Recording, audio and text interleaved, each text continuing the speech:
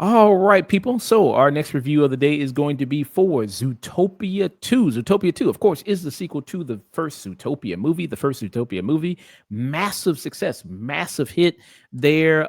People, when they saw that movie, it's like, this is kind of reminded them of classic Disney there with Zootopia there. And you can say this movie, the first one made $1 billion there, made over $1 billion. So super, super successful there. I have not seen the first Zootopia movie. Neal, you've seen the first one there? I did, yeah, when it was in Okay. theaters. And were you a big fan of it? I thought it was pretty good. I didn't love it, but at the same time, I thought it was a very well made movie, and I liked the sort of good cop, bad cop energy between Judy and Nick. So I thought it was good. Okay. Yeah, I haven't seen the movie there. I knew of it, of its existence, because I said this was pretty popular.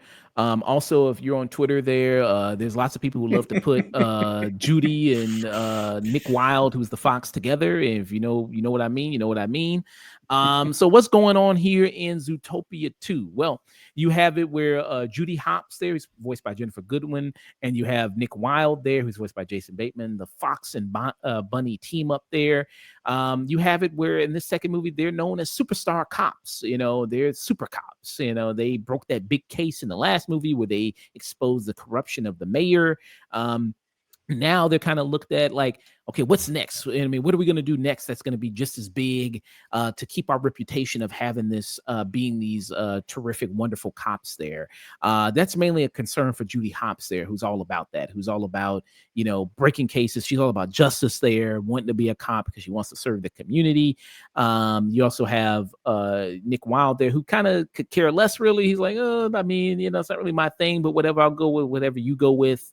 Like I'm following your lead on this with that. And that kind of leads them to their new case here involving where there's some other corruption kind of going on there, where you have the introduction of a snake named Gary in this, who's voiced by Kehi Kwan. And there's a mystery they have to unravel there with the snakes, because in this Zootopia world, snakes were exiled from the land of Zootopia. And they have to kind of figure out, but why? What was the reason behind that? What is the reason why this Gary the snake was trying to attack this famous billionaire, I guess, in this world of Zootopia, a Linux there? Why was he trying to do that? What's the mystery behind this journal there that he had and the snake took? And it kind of leads them to being enemies of their own police department. So you have Judy and Nick on the run there while they're trying to solve this mystery, being enemies of their own police department, being enemies of other people in Zootopia there. And with this, you also have a new mayor in this as well, this horse there, the stallion, who's voiced by, what's his name? The actor there, Patrick Warburton. Patrick Warburton there, who's Mayor Wind Dancer there in this. So yeah, that's kind of the setup you have of this Zootopia movie. If the first Zootopia was about racism and discrimination, this one is about gentrification, where a bunch of snakes got pushed out and their land got stolen and covered up with snow and everything like that. That's kind of basically the kind of whole social commentary of this one kind of going on. Yeah. Interesting. That's did not expect that. I gotta be honest. Yeah, it's basically what they do to the snakes is kind of, I guess, what they did to black neighborhoods, where they put in lakes and rivers and highways and all that stuff like that. I guess you could apply it to that. So that you have that kind of going on. And like I said, this being my first one, I like the team up between Hopps and Nick Wilde there. Like you have the straight man and, like, I guess the overly energetic figure there with Hopps there, who always wants to do right, even to a point where it becomes kind of annoying at some point there. And they have some good dynamic and bounce off each other really well. the newer additions to the cast. I mentioned Gary. You have Gary and K. Kwan. You also have in this Andy Samberg, who comes in as the Linux Paulbert, who comes in there as well. And just it's a cute world there of Zootopia, seeing all these kind of different animals and everything like that. And then some of the animal puns they have for you know. Some of their inventions and everything. Zoogle is Google and all that stuff like that. They have like Hulu Zoo is he's watching a streaming service there Oh boy. Oh boy. with that. So I could understand why this kind of turned out as big as it did there. It seems like, I mean, from little I know about the premise of the first one, it seems like, okay, you're kind of doing the first one a little again with trying to bring down like a corrupt figure and everything like that. It seems like, okay, it seems like a similar thing here in the second one. So I don't know if people who have seen the first one and then watch this one go like, oh, well, you're kind of just doing the same thing as the first one again with that.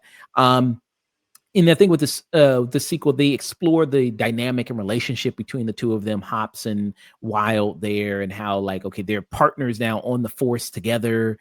What does that dynamic look like? Which I thought was one of the most interesting parts of the movie there as well, of like, can they continue to work together? How do you build a partnership that is this friendship, both working together and, to keep the kind of personal thing there. I thought that was kind of interesting with it. And also exploring kind of a new world, I guess, of Zootopia, because we haven't seen reptiles before. So you go to like a land of where all the reptiles are, and then also with a lot of the ocean creatures like you see in the scene, like walruses and sea lions and all things like that. I thought that was kind of good there, because that wasn't in the first one, right? We didn't see that wasn't in the first one.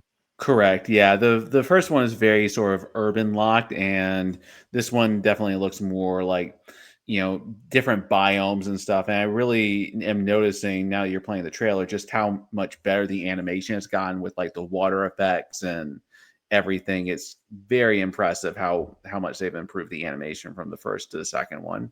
Okay. Yeah. And yeah, so I kind of enjoyed that there with it. So yeah. With me, I'd give it like a tune in for me. I think Okay. it's fun there. It's not my like favorite animated movie this year or anything like that. I'm sure it'll be nominated for it because of course Disney, you get put in. Of And also course. if it was, I wouldn't be mad at it. I mean, it's a decent animated movie there. Um, but it wouldn't be on my list of favorites there. But so yeah, I just give it a tune in for Yeah, Zootopia. cool. I always find it funny, however, how in all the trailers they always refer to Nick and Judy as partners because like uh, there's some euphemism going on in this movie. I'm fully convinced.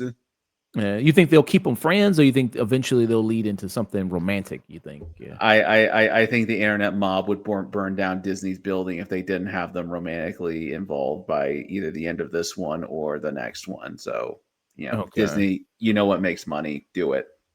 Okay. Have they ever done that in these movies where you see like cross species dating or something? Like, have they ever done that or something? Or no? I boy, I don't think so. Not in Disney at least. There've been a couple anime that do that, but not a Disney movie.